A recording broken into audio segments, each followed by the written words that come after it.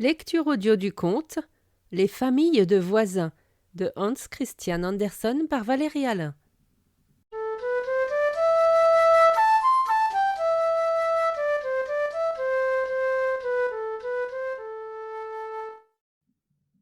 On aurait pu croire qu'un événement s'était produit dans la mare, mais il ne s'y était rien passé.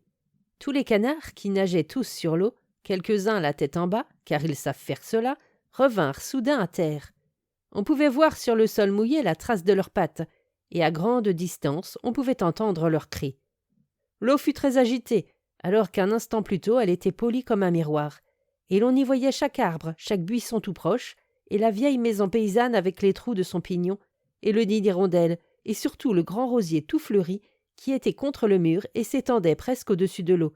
Et tout cela était sur la mare comme un tableau, mais à l'envers, et lorsque l'eau fut troublée, tout s'embrouilla, et l'image disparut.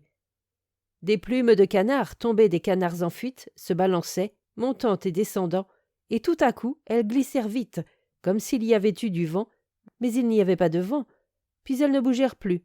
L'eau fut de nouveau polie comme un miroir, on vit nettement le pignon avec le nid d'hirondelle et le rosier. Chaque rose se réfléchissait. Les fleurs étaient superbes, mais elles ne le savaient pas, car personne ne leur avait dit. Le soleil brillait sur les jolis pétales qui sentaient bon, et il en était de chaque rose comme de nous, quand nous nous laissons aller à des pensées heureuses. Comme il est délicieux de vivre, disait chaque rose, mon seul désir serait de donner au soleil un baiser, parce qu'il est si chaud et lumineux. Si, je voudrais aussi baiser les roses qui sont là, en bas dans l'eau. Elles nous ressemblent tout à fait. Je voudrais baiser les oisillons du nid en bas. Il y en a aussi au-dessus de nous.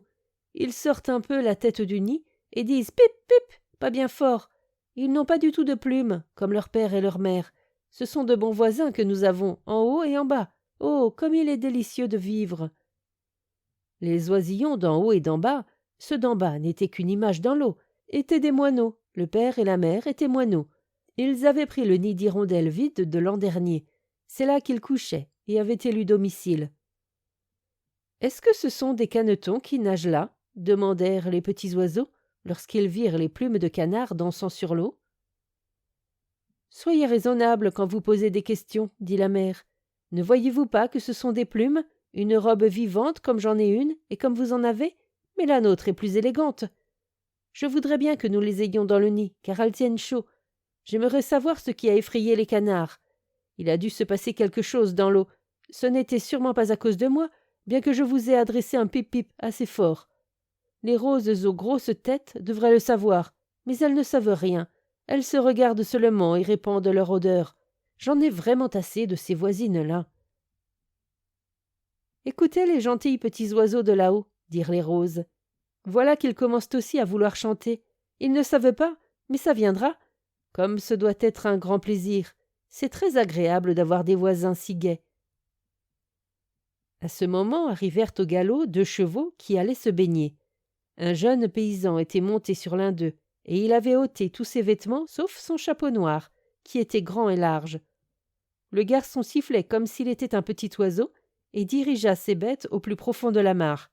Et lorsqu'il fut près du rosier, il cueillit une des roses et la mit à son chapeau. Il se croyait ainsi tout à fait élégant, et partit avec elle. Les autres roses suivirent des yeux leur sœur, et se demandèrent où elle allait. Mais aucune n'en savait rien. « Je m'en irai bien par le monde, se dirent-elles entre elles. Mais c'est charmant aussi chez nous, dans notre verdure. Le soleil est chaud dans la journée. La nuit, le ciel est encore plus beau et lumineux. Nous le voyons par les nombreux petits trous qu'il a. » C'étaient les étoiles qu'elle prenait pour des trous, car les roses n'étaient pas savantes. « Nous animons la maison, dit la mère Moineau, et les nids d'hirondelles apportent du bonheur, disent les gens. C'est pourquoi ils sont contents de nous avoir. Mais ces voisins-là, tout un rosier qui grimpe au mur, ça donne de l'humidité. J'espère qu'il partira, et que du grain pourra pousser. Des roses, ça n'est bon qu'à regarder et à sentir, ou tout au plus à mettre au chapeau. Tous les ans, je le sais par ma mère, elles tombent. La paysanne les saupoudre de sel, on leur donne un nom français que je ne peux pas dire, et ça m'est bien égal. Et on les met sur le feu quand elle veut que ça sente bon. Voilà toute leur existence. Elle n'existe que pour les yeux et le nez. Vous le savez maintenant.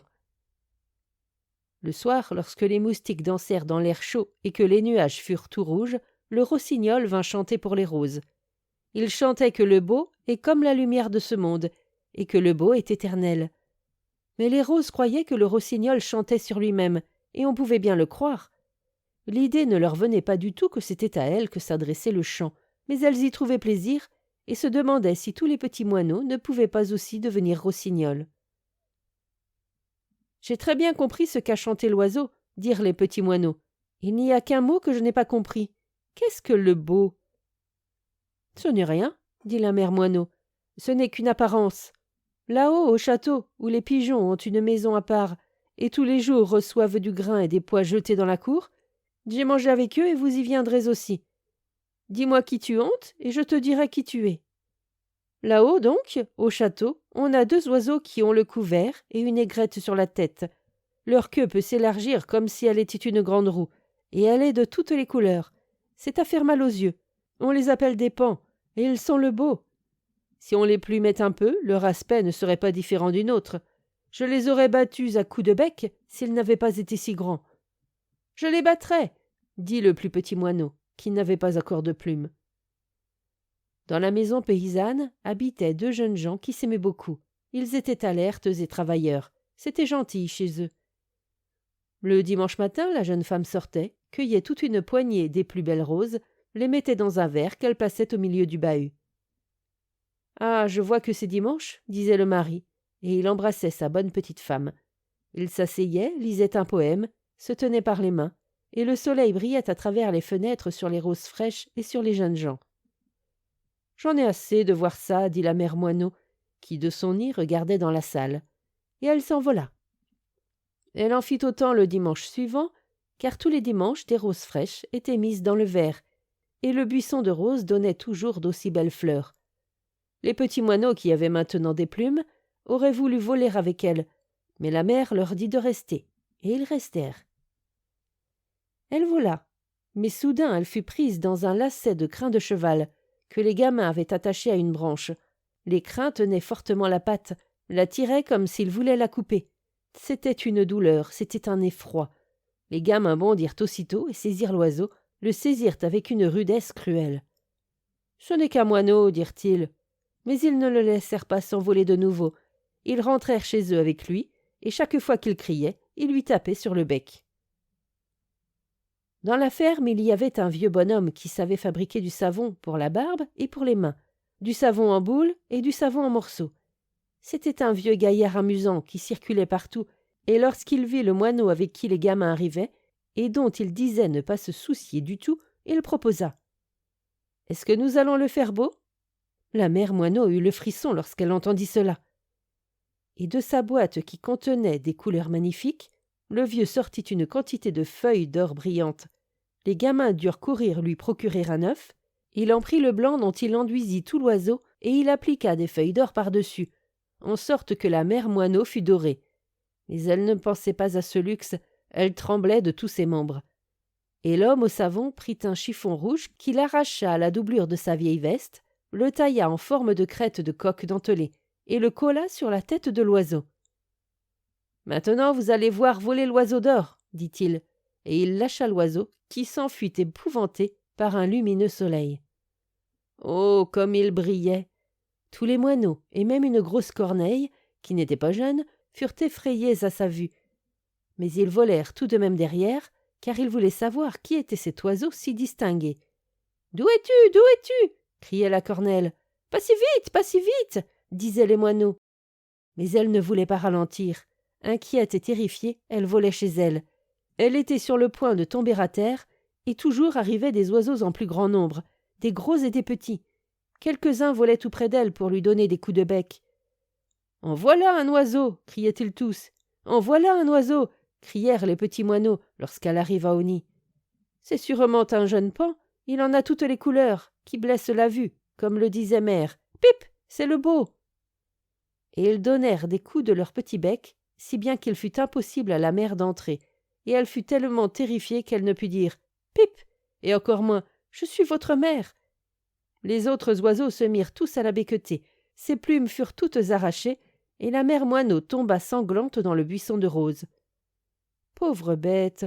dirent les roses. « Viens, nous te cacherons. » Appuie la tête contre nous. » La mère moineau étendit encore une fois ses ailes, puis les serra contre son corps, et resta morte dans la famille de ses voisines, les fraîches roses rouges. « Pip !» dirent les petits moineaux dans leur nid. « Je ne comprends pas ce que devient mère. Ce ne peut être une lubie à elle que nous devions maintenant nous suffire. Elle nous a laissé la maison en héritage, mais qui d'entre nous l'aura pour lui seul quand nous aurons de la famille ? » « Oui, je ne peux pas vous avoir ici, vous autres, quand j'aurai femme et enfants, dit le plus petit. « Oh, j'aurai encore plus de femmes et d'enfants que toi, dit un autre. « Mais je suis l'aîné, dit un troisième. Ils en vinrent à se chamailler tous, à battre des ailes, à se donner des coups de bec, et pouf, ils furent jetés hors du nid, l'un après l'autre. Ils étaient par terre, très en colère. Ils penchaient complètement la tête d'un côté, et l'œil tourné en l'air clignotait. C'était leur façon de bouder. Ils savaient un peu voler, ils s'y exercèrent davantage, et ils finirent par convenir, afin de se reconnaître lorsqu'ils se rencontreraient dans le monde, de dire pipe et de gratter 3 fois de la patte gauche. Le jeune, qui resta dans le nid, s'y étala tant qu'il put. Il était désormais propriétaire. Mais cela ne dura pas longtemps. Dans la nuit, le feu rouge brilla aux fenêtres, les flammes jaillirent sous le toit, la paille sèche flambait, toute la maison brûla, et le petit moineau avec. Mais le jeune couple s'échappa heureusement. Lorsque le soleil fut levé le lendemain matin et que tout parut animé comme après un paisible sommeil nocturne, il ne restait de la maison paysanne rien de plus que quelques poutres noires, charbonneuses, appuyées contre la cheminée, qui seule se dressait. Le sol fumait très fort, mais devant, tout le buisson de roses demeurait frais et florissant, mirant chaque branche et chaque fleur dans l'eau calme. « Oh, comme ces roses font bien devant la maison incendiée !» s'écria un homme qui passait. « Voilà un petit tableau charmant, il faut que je le prenne. » Et il tira de sa poche un petit livre à feuillet blanc, sortit son crayon, car il était peintre, et il dessina les décombres fumants, les poutres carbonisées appuyées contre la cheminée qui penchait, car elle penchait de plus en plus, et avant tout le grand rosier en fleurs, car il était superbe, et c'était uniquement à cause de lui qu'il dessinait tout cela. La journée s'avançait, quand 2 des moineaux qui étaient nés là passèrent. « Qu'est devenue la maison ?» dirent-ils. « Où est le nid ? Pip, tout est brûlé, et notre frère si fort est brûlé avec. Ça lui est arrivé parce qu'il a gardé le nid. Les roses s'en sont bien tirées, elles ont encore les joues roses. Elles ne portent pas le deuil pour le malheur du voisin. Je ne veux pas leur parler. Et c'est vilain ici, voilà mon avis. » Et ils s'envolèrent. En automne, par un superbe jour ensoleillé, on aurait pu se croire en plein été. La cour était sèche et propre devant le grand escalier du château, et les pigeons noirs, blancs et mauves s'y promenaient et chatoyaient au soleil, et les vieilles mères pigeonnes se gonflaient et disaient aux petits « restez groupés !» car elles avaient ainsi meilleur air. « Qu'est-ce que c'est que ce petit gris qui court au milieu de nous ?» demanda une vieille pigeonne qui avait les yeux tachetés de rouge et de vert. « Petit gris, disait-elle. Ce sont des moineaux, des bêtes convenables. Nous avons toujours été réputés pour notre douceur. Aussi les laissons-nous picorer. Ils ne nous parlent pas et grattent proprement avec leurs pattes. » Ils grattaient, en effet, ils grattaient 3 fois de la patte gauche, et ils disaient aussi pipe, et se reconnaissaient. C'étaient 3 moineaux de la maison brûlée. « Il y a beaucoup de bon à manger ici, disaient les moineaux. Et les pigeons tournaient les uns autour des autres, se regorgeaient et avaient leur opinion. « Voilà la pigeonne à la grosse gorge, disait l'un à un autre. Et vois-tu comme elle avale les pois ? Elle en prend trop, elle prend les meilleurs. Cric, cric. Vois-tu sa tête, comme elle devient chauve ? Vois-tu la bonne bête, la vilaine ? Gronde, gronde !» Et leurs yeux à tous rougissaient de colère. « Restez groupés, petit gris, grondez, roucoulez !» Les cris se suivaient sans cesse, et il en sera ainsi dans 1000 ans. Les moineaux mangeaient bien, et ils écoutaient, et même ils se pavanaient, mais cela ne leur allait pas, ils étaient repus. Alors ils quittaient les pigeons, et se disaient entre eux ce qu'ils en pensaient, puis ils entraient dans le jardin en sautant sous la grille, et lorsque la porte du salon donnant sur le jardin était ouverte, l'un d'eux sautait sur le seuil, il était hardi parce qu'il était gorgé. « Pip !» disait-il, « j'ose !» « Pip !» disait l'autre, « j'ose, et un peu plus !» Et il sautait dans le salon. Il n'y avait personne. Le troisième le vit bien, et il s'envola encore plus loin, disant « Tout à fait dedans, ou pas du tout. C'est d'ailleurs un drôle de nid d'homme, et tout ce qu'il y a. Hein? Qu'est-ce que c'est ?» Juste devant les moineaux fleurissaient les roses. Elles se miraient dans l'eau, et les poutres carbonisées s'appuyaient contre la cheminée délabrée. Non, que signifiait cela? Comment était-ce venu dans le salon du château? Et les 3 moineaux voulurent voler sur les roses et la cheminée. Mais c'était un mur plat contre lequel ils volèrent. C'était un tableau, un grand, magnifique tableau que le peintre avait fait d'après son petit dessin. « Pip !» dirent les moineaux, « ce n'est rien, une apparence seulement. Pip, c'est le beau. Peux-tu comprendre ça? Moi, je ne peux pas. » Et ils s'envolèrent, car du monde entrait dans le salon. Puis, des années passèrent. Les pigeons avaient roucoulé bien des fois, pour ne pas dire grondé, les méchantes bêtes. Les moineaux avaient gelé l'hiver et vécu grassement l'été. Ils étaient tous fiancés ou mariés, comme on voudra. Ils avaient tous des enfants, et le petit de chacun d'eux était naturellement le plus beau et le plus intelligent. L'un volait ici, l'autre là, et ils se rencontraient et se reconnaissaient à pipe et 3 grattages de la patte gauche. L'aînée de tous était devenue vieille, elle n'avait pas de nid et pas de petit. Elle avait envie de voir une fois une grande ville, et elle s'envola vers Copenhague. Il y avait une grande maison avec beaucoup de couleurs. Elle était tout près du château royal et du canal, où l'on voyait des vaisseaux avec des pommes et des pots de terre. Les fenêtres étaient plus larges en bas qu'en haut, et si les moineaux y jetaient un coup d'œil, chaque salle leur apparaissait telle que s'ils avaient regardé d'en haut dans une tulipe. Ils voyaient toutes sortes de couleurs et de fioritures. Et au milieu de la tulipe étaient des hommes tout blancs. Ils étaient en marbre. Quelques-uns aussi en plâtre, mais ça revient au même pour des yeux de moineaux. En haut de la maison, des chevaux de métal étaient attelés à une voiture en métal, et la déesse de la victoire, également en métal, les conduisait. C'était le musée Thorvaldsen. « Comme ça brille !» dit la demoiselle Moineau. « Ça doit être le beau. Pip! Mais ici, c'est plus grand qu'un pan. » Elle se rappelait encore, depuis son enfance, ce que sa mère connaissait de plus grand en fait de beau. Et elle vola dans la cour. Là aussi c'était superbe. Sur les murs étaient peints des palmiers et des branches, et au milieu de la cour se trouvait un grand rosier en fleurs. Ses branches s'étendaient au-dessus d'une tombe. Elle vola de ce côté, car plusieurs moineaux s'y promenaient. Pip, pip, et 3 grattages de la patte gauche.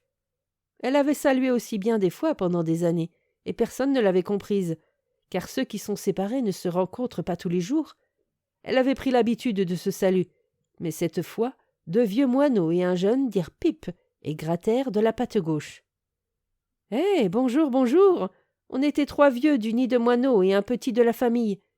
Nous nous rencontrons ici. C'est un endroit distingué, mais il n'y a pas beaucoup à manger. C'est beau, pip !» Beaucoup de gens arrivaient des salles où étaient exposées les magnifiques figures de marbre, et se rendaient à la tombe où gisait le grand maître qui avait sculpté les statues, et tous ceux qui venaient restaient debout devant la tombe de Thorvaldsen, le visage rayonnant, et quelques-uns ramassèrent les pétales de rose tombés et les conservaient. Il y avait là des gens venus de loin, de la grande Angleterre, d'Allemagne et de France. La plus belle dame prit une des roses et la mit sur sa poitrine. Les moineaux crurent alors que les roses étaient ici les maîtresses, que toute la maison était bâtie pour elles, et ils trouvèrent que c'était bien un peu excessif, mais puisque tous les hommes faisaient tant de cas des roses, ils ne voulurent pas rester en arrière. « Pip !» dirent-ils, et ils balayèrent avec leur queue et regardèrent les roses d'un œil. Ils ne furent pas longtemps à les regarder avant d'être sûrs que c'était leur ancienne voisine. Et c'était vrai. Le peintre qui avait dessiné le buisson de roses de la maison brûlée avait obtenu au cours de l'année la permission de l'enlever. Il l'avait donné à l'architecte, car il n'existait pas de plus belle rose, et l'architecte l'avait placée auprès de la tombe de Thorvaldsen, où il fleurissait comme l'image du beau, et offrait ses rouges pétales odorants comme souvenirs à emporter dans les lointains pays. « Avez-vous trouvé un emploi ici, dans la ville ?» demandèrent les moineaux. Et les roses firent signe que oui. Elles reconnurent les voisins gris et furent contentes de les voir. « Comme il est agréable de vivre et de fleurir, de voir de vieux amis, et tous les jours des visages aimables. On dirait ici que c'est tous les jours grande fête. »« Pip !» dirent les moineaux. « Oui, ce sont les vieilles voisines. Nous nous rappelons qu'elles viennent de la mare. Pip ! Quel honneur pour elles.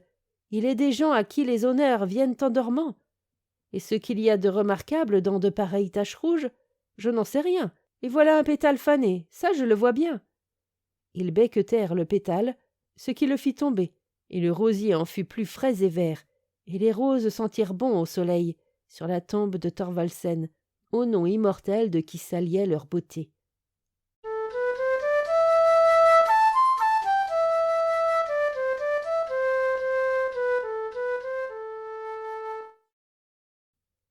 Fin de la lecture du conte Les familles de voisins. Merci de votre écoute. Je vous rends vos oreilles. Cœur avec les doigts.